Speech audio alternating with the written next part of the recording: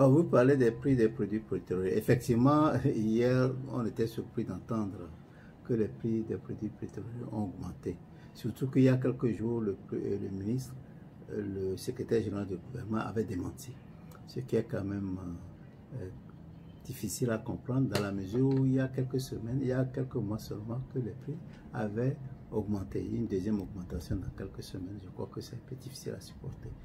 D'autant plus que dans beaucoup de pays, même les pays limitrophes, des gouvernements ont pris des mesures afin d'alléger le coût de la vie sur les populations les plus démunies.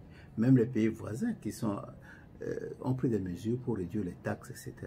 Ça, c'est le premier point. Deuxième point, tout semble indiquer que le gouvernement est plus préoccupé par l'augmentation des recettes fiscales, des recettes gouvernementales, plutôt que par l'allègement du coût de la vie sur la population. Si le gouvernement augmente ses recettes et subventionne certains produits de première nécessité, je peux comprendre, parce que c'est ça qui se fait. Vous avez beaucoup plus de revenus qu'auparavant. Vous subventionnez des gens à revenus modestes pour qu'ils puissent supporter le coût de la vie chère. Mais malheureusement, ce n'est pas ce qui se fait. Nous espérons que le gouvernement, en augmentant ses revenus, pourra aider les couches les plus défavorisées. Dans la mesure où peut-être que l'augmentation des prix permet de taxer les gens à revenus un peu plus élevés, dans beaucoup de cas, mais maintenant ce revenu peut être redistribué aux gens à revenus moins élevés. Mais dans tous les cas, le gouvernement doit se préoccuper sérieusement et doit prendre des mesures très concrètes pour réduire le coût de la vie des Togolais. Oui, est-ce qu'il fallait augmenter le SMIC ou pas? Bon, évidemment, l'augmentation du SMIC est une bonne chose dans la mesure que c'est les gens les plus défavorisés qui bénéficient du SMIC. Dernièrement, nous avons appris que le Bénin l'a fait, c'est une bonne chose. Mais je ne pense pas que ce soit la seule façon d'agir. Parce que pour avoir le SMIC, il faut travailler.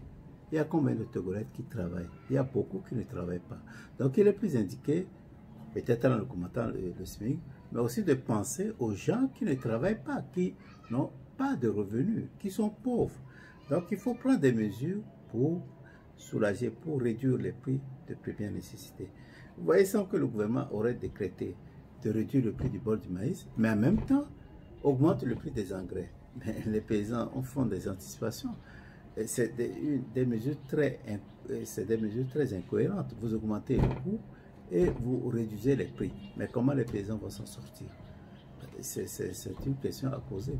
Donc je crois que ce qui est beaucoup plus important, c'est de voir les couches les plus défavorisées, les produits qui consomment le plus, et dans la mesure de possible, trouver des moyens pour réduire les prix. Bon, peut-être l'augmentation du SMIC va favoriser les gens, mais quand même, il y a beaucoup de gens qui ne travaillent pas, qui ne sont pas touchés par cette mesure.